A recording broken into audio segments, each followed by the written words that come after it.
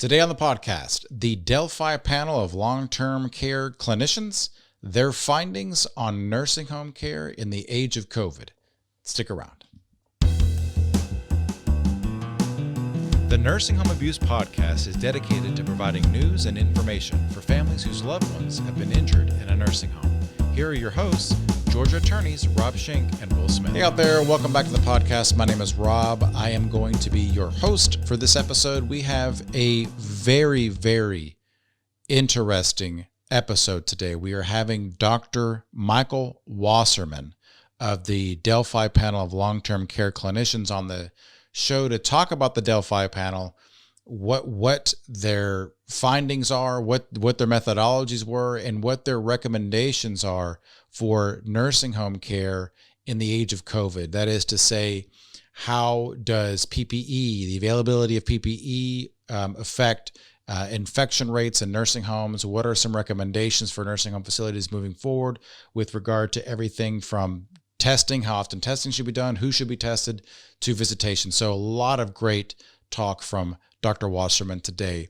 Just so that you, in case you don't know, Dr. Wasserman is a geriatrician who has devoted his career to serving the needs of older adults. He previously served as Chief Executive Officer for Rockport Healthcare Services, overseeing the largest nursing home chain in California. Prior to that, he was the Executive Director, Care Continuum for Health Services Advisory Group, the Quality Improvement Organization for California. In 2001, he co-founded Senior Care of Colorado, which became the largest privately owned primary care geriatrics practice in the country before selling it in 2010. Dr. Wasserman published his book, The Business of Geriatrics, in 2016, which details how to succeed in geriatrics in today's healthcare marketplace. He was also the lead delegate from the state of Colorado to the 2005 White House Conference on Aging. His bio goes on and on. This guy is highly educated, highly motivated on the care of our long-term care, of our nursing home population. We are so happy to have him on the show. Dr. Wasserman, welcome to the show. Nice to be here. Okay, fantastic. So I guess, it makes sense from an introductory question would be, what exactly is the Delphi panel of long-term care clinicians, and how did you become a part of that organization?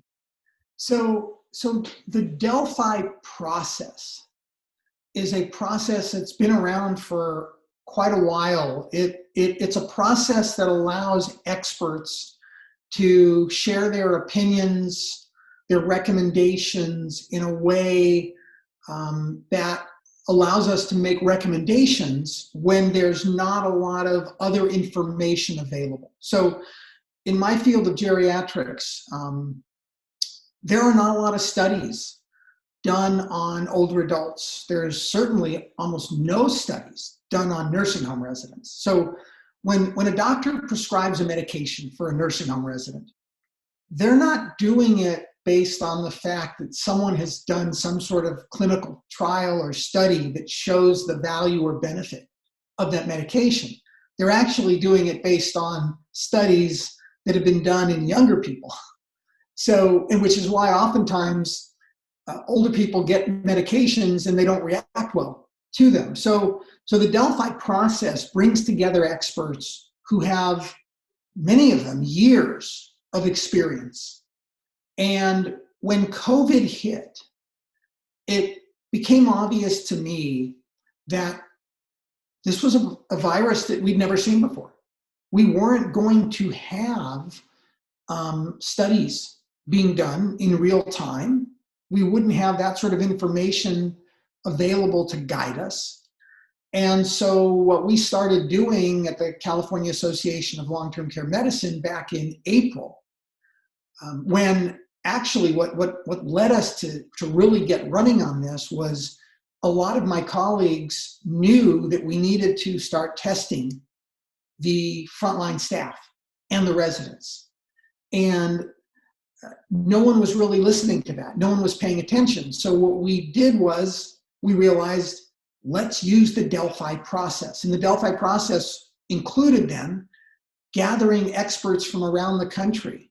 So experts in geriatrics, experts in infectious disease, experts in nursing home care, and pulling them into a group, starting to ask questions, looking at whatever research or literature was available, but then posing questions as a group and then seeing if the group of experts could come to consensus. And that's the key to an effective Delphi process, where you pick ultimately recommendations and you go around and you survey the group and you say, do we agree with these recommendations? That's so interesting. So, how did you pick the group? Like, how did the group form? You know what I mean? Like, there's millions of people out there. How did Dr. Wasserman know which infectious disease doctor or which maybe administrator or whatever the case may be? So, if there's a critique one can make of any Delphi process, it's how you chose the people who are part of the group. Now, I'm a geriatrician. I did my fellowship in geriatrics back in the 1980s. I'm actually the editor-in-chief of an upcoming revision of a major geriatric textbook. I've been very active in my discipline for many years, and I know a lot of people. So one of the things I did was reach out to a number of my own mentors. And keep in mind, I've been around for a while, but I have mentors who literally are a who's who of geriatric medicine. And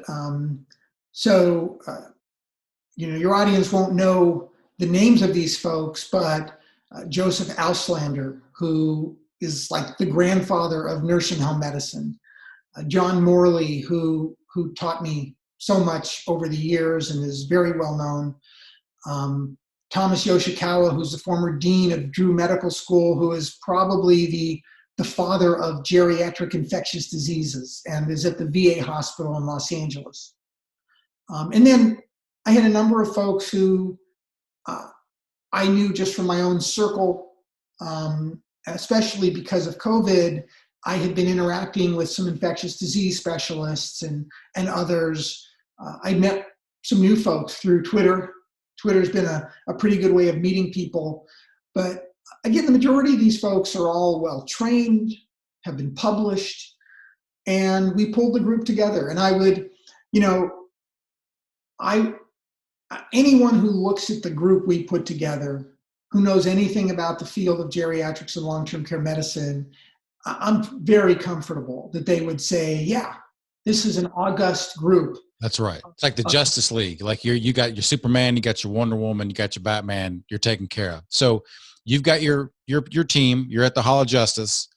What were the methods? Like what can you walk me through the methodology and kind of your approach to the study itself? So we had a couple meetings to just talk first. And that gave me, as sort of the leader of the group, a good feel of where everyone was, what issues might be problematic, which issues might be pretty much, close to 100% consensus. And I then set up a framework around which we could have these discussions. And it became obvious at the time there were a lot of folks that were very confused about what nursing homes could and should do as it related to testing for COVID. And so what we did was we set up several scenarios, because it became clear that people were like, well, if this, then we can't test, or if that, we can't test, or if we, and so I realized very early on that we needed all the scenarios covered.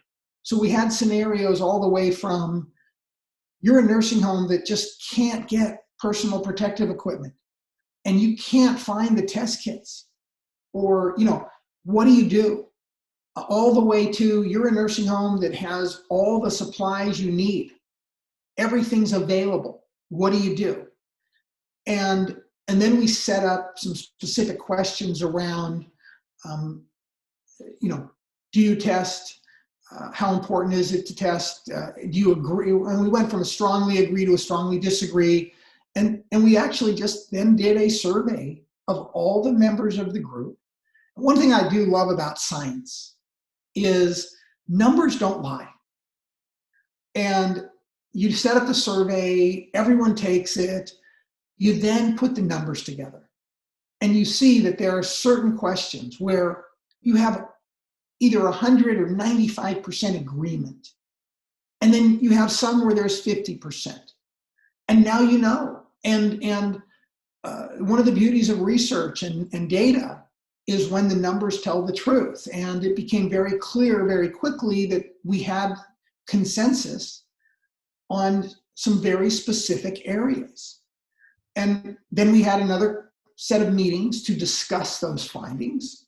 And then I think the most interesting part of this was a number of us then wrote a paper to send into a peer-reviewed journal. And I think that was really the cornerstone of what the Delphi process led us to, because once you have the paper written, and you have your introduction, and you have your methods, and you have your recommendations and results, and what you're going to say you believe, now you can go back to the whole group again and say, are you okay with this paper?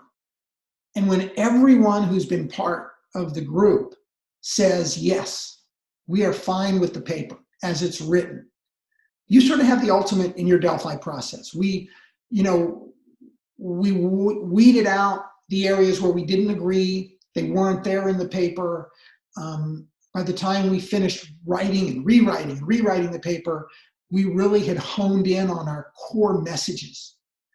And in this case, regarding testing, our core message, and the group came to this conclusion, in paper form by early May, was we needed to be testing every staff member of every nursing home in the country. And it was because we knew from the data from the CDC itself back in March that asymptomatic staff could and were bringing the virus into their nursing homes. And we're seeing that. What's really frustrating to me is here we are in October and we're seeing it again. And it's like, haven't we learned from this? But one of the things we had also been frustrated with prior to May, the direction from the CDC, from the Centers for Medicare, from here in California, the California Department of Public Health, regarding testing were fairly vague and actually focused more on testing people with symptoms. And we were saying, no, you want to test everybody. And so, and this is actually the first time I think I've shared this with the media, or at least speaking live or with someone, is before our paper was published. It was published on May 31st. A couple weeks before it was published, I shared an embargoed copy with folks from the Centers for Medicare and Medicaid, with someone from CDC, with someone from the California Department of Public Health. And lo and behold, by the time our paper was published on May 31st online, some of the guidance that we had recommended had started to be included in the federal and state guidance. That's got to be very, very proud of that. Yeah, I was going to say that's got to feel super good that you possibly had a hand in that. It's amazing.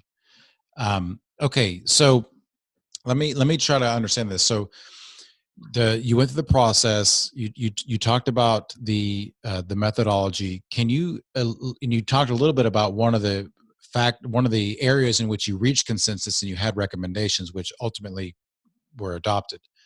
But what were some other areas that the panel found a consensus on and that you also had recommendations for? There are other areas as well? Yeah, I mean, at the end of the day, California Association of Long-Term Care Medicine back in April put out what we call our long-term care quadruple aim for COVID-19 response. And the Delphi group essentially validated what a core group of us published, online on our website back in April, which were 4 elements. The first element is abundant personal protective equipment. If a nursing home does not have masks and gloves and personal protective equipment, it will lose to this virus. And I think part of that point was you can do all the testing in the world. If you find out folks have it, you're going to have to send everyone home because you don't have any way of protecting anyone. But it needed to be stated. And I think we were able to at least validate and reiterate what I think now looks obvious.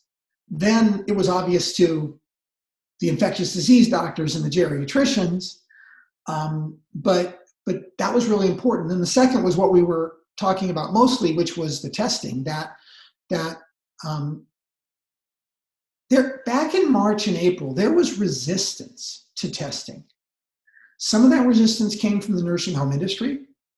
There were facilities that were worried if we test and we find the virus, we're going to get bad media reports, or we're going to have to send staff home and we won't be able to have enough staff. Now, my response, and actually as further background, an email that kind of led to the founding of this Delphi group was I posed sort of an ethical question to about 50 other people. And I said, if we know that one of our staff has the virus and we let them come to work and they infect residents and those residents die, how is that different from not testing? What's the ethical difference of testing, knowing someone's got it, and not sending them home from not testing and saying, out of sight, out of mind, we don't know, so, it's plausible deniability. And so it was really important.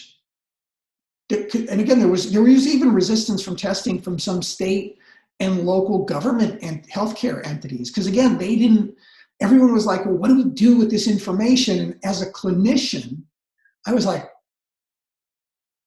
just because we don't know what we'll do, just because we may not have enough PPE, just because we may not have enough resources, doesn't mean that we shouldn't find out that we've got people who can give a virus to nursing home residents who will die.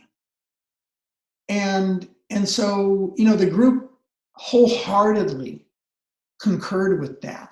And it's interesting because one of the members of our group, Dr. Yoshikawa, who's at the West Los Angeles VA hospital, they were testing right and left their staff back in April. Myself, by late March, early April, we were doing whatever we could to get hold of tests to test our nursing home staff and residents. So we were practicing what we were preaching at the same time. Right. So I think our group validated all of that, which was very important. I'm someone who, even though I can be pretty strong-willed in my beliefs, I'm always willing to listen to other experts. And that's what I love about the Delphi process is when you get a group of experts, we're not always going to agree on things. We'll have disagreements, but we'll hash it out. And when you can find a group that can agree on something, then you're pretty good with that. And areas where we had some disagreement related more to what happens if you don't have the PPE and you don't have the testing, what do you do? Right. And those were very problematic. And, we didn't make recommendations around that. We also, at that point in time, didn't really know everything we know now in terms of how frequently. We said in our recommendations that you should test every week or two, depending on community prevalence. And I have to say, that has actually been pretty prescient in the sense of there are communities around the country that still don't have COVID or have very little COVID. The nursing homes in those communities are pretty safe. But we've also seen in those very communities that were okay in May, June, July, when COVID hit that community, there was an article yesterday, COVID's hit a community in Wisconsin that's got a college. The college kids are partying, they're getting COVID. It's now in the nursing home. Nursing home residents are dying. Right. There was the wedding in Maine, where they had a wedding and people took the virus from that wedding and seeded nursing homes 50, 100 miles away, and people died. Right. And so, again, there's still a lot to learn. And actually, our most recent Delphi, we've done a second one, has to do with how and when to let visitors in to nursing homes. And we actually just published a paper on that with recommendations. What were the recommendations on that? The key recommendations we're making is we can't take the easy way out. I think it's been really easy for government folks, healthcare folks to say, let's just lock down nursing home residents. Look, I was saying back in April, put a moat around the nursing home. But what I wasn't saying was socially isolate frail, vulnerable older adults who we know from existing literature, if you have social isolation, you will have increased deaths, you will have increased morbidity. And so what we're saying is use the science we have, figure out how to allow socialization using personal protective equipment, using testing, using outdoor visitation, using whatever means. It may not be easy, but let's devote time and energy and resources to figuring out how to make it happen. And clearly we do know a lot. We know that if everyone wears a mask and distances themselves and is outside, you're going to be pretty safe. Right. And I think there clearly is a strong movement right now towards outdoor visitation for nursing homes. Clearly, that during the winter that may be more difficult. Right. So, but could you set up something right out the door with heaters? At the same time, if the family is trained properly and they're wearing their mask and gowns and gloves, then there's risk reward questions that we have to come to grips with, because none of us should be making unilateral decisions for older adults living in nursing homes just because we can. Right. We have to respect their rights and their dignity.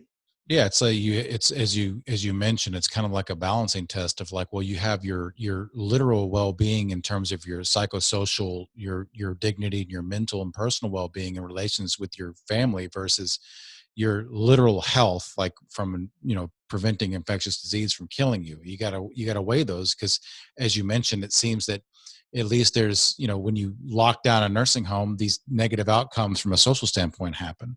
Let me ask you this, and I don't know if this might not be something that you guys talked about, but was there any data, was there any correlation between negative outcomes with COVID and whether or not a facility had embraced already the federal regulations regarding having an infectious disease preventionist, or having a policy and procedure in place regarding infectious diseases?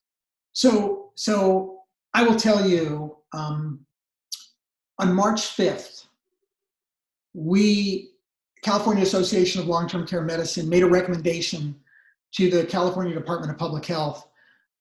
We actually offered to do education and training to nursing homes around infection prevention and infection preventionists. On March 9th, we did our first webinar where we recommended that every nursing home in the state or in the country make their infection preventionist full-time. Now I'm going to tell you, this wasn't a Delphi. This was me. I will actually own this, calling my expert infection preventionist colleagues and friends, and then putting my CEO hat on, because I actually ran the largest nursing home chain in California a couple of years ago. And I asked myself, if I were still in that position, what would I do? And one thing came to my mind, and that was, every nursing home had to have their infection preventionist be full-time, solely focused on infection prevention. And my organization, our board, passed a resolution on March 20th. We actually asked that the governor of California mandate every nursing home to have a full-time infection preventionist.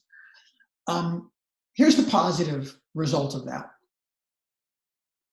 By the end of June, the state of California's Department of Health had included full-time infection prevention in their mitigation plan for every nursing home. On September 29th, Assemblyman Wood's bill, AB 2644, was passed and signed by Governor Newsom, requiring every nursing home in California to have a full-time equivalent of an infection preventionist. And here's the bottom line. That's not the only thing we need to do. But when we're dealing with a pandemic or we're dealing with infectious diseases in nursing homes, you can't do this part way. You can't have the person in your facility who's responsible for making sure that you're doing all the right things around infection control and prevention. You can't have them pulled in multiple directions. You can't have them distracted. They need to be doing their full-time job, focused on making sure everyone's wearing their PPE properly, everyone's washing their hands, and also they need to be deputizing staff on every shift and every ward to be their eyes and ears when they're not there. And we actually got the association that represents infection preventionists to pass a similar resolution. But I'm proud of the fact that my organization was front and center on that topic. And I think there's a message that nursing homes have to dedicate clinical focus if they're going to impact clinical care. And so when we're talking infection, we're talking infection preventionists. As a next step, there's two other things we're actually advocating for right now, and there's other things we could advocate for, but one is every nursing home should have an RN in their facility 24/7. Because if something goes wrong, if a resident's not feeling well, you need a licensed clinician to look at them. The other thing is, while every nursing home has a medical director, very few nursing homes have medical directors who have competencies in geriatrics and long-term care medicine, who understand the regulatory environment. There's actually a certification by the American Board of Post-Acute and Long-Term Care Medicine for medical directors to be certified, to be more effective clinical leaders. And we are making a big push that there shouldn't be, and actually for your audience, they should be asking, who's the medical director of my facility, of my loved one's facility? Are they certified? And if they're not, why not? Because I believe that every nursing home in the country should have a certified medical director. And, I have faith in physicians in general. I mean, there's always exceptions to every rule, but we all took an oath. It's called the Hippocratic Oath. And I believe if you have a medical director who has the tools and the expertise, they will then follow their oath as professionals, and they will get engaged in their facilities. On the other hand, when you have a medical director who's not certified, who's not trained, who's not prepared, all they're being asked of from their facility is to sign forms once a month. That's what they're going to do. But give them the certification and then let them own their oath.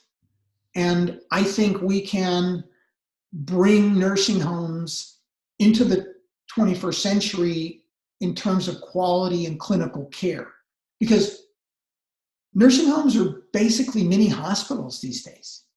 And what hospital would you go to that doesn't have an engaged physician as a leader? And yet nursing homes almost generally don't. And that needs to change. That's extremely very well said, Dr. Wasserman. Thank you so much for sharing your knowledge, letting us know your group's recommendations, and educating our audience on these things. It's really important. I'm going to have all your information in the show notes. So if anybody listening or watching is interested in learning more about Dr. Wasserman and the Delphi panel, then it will be in those notes or in the, I guess, the video description. So again, Dr. Wasserman, thank you so much. Thank you very much. Really enjoyed this. What an interesting conversation with Dr. Wasserman. Had such a great time with him. If you are only listening to this, you're missing out that he has a really cool fedora on. So check that out. If you didn't know that this podcast was also a video podcast, now you know. Check us out on YouTube at Nursing Home Abuse Podcast on YouTube. You can go to the website, nursinghomeabusepodcast.com. Every other week on Monday is a new episode. That is twice a month. Check us out. We are getting close to almost a 200 mark of episodes. So there's hours and hours, some would say hundreds of hours of content for you to learn more about the nursing home industry and keeping our loved ones there safe. And with that, folks, we'll see you next time. Thanks for tuning in to the Nursing Home Abuse Podcast. Nothing said on this podcast, either by the host or the guest, should be construed as legal advice, nor is intended to create an attorney-client relationship between the host or their guest and the listener. New episodes are available every Monday on Spotify, iTunes, Stitcher, or on your favorite podcast app, as well as on YouTube and our website, nursinghomeabusepodcast.com. Again, that's nursinghomeabusepodcast.com. See you next time.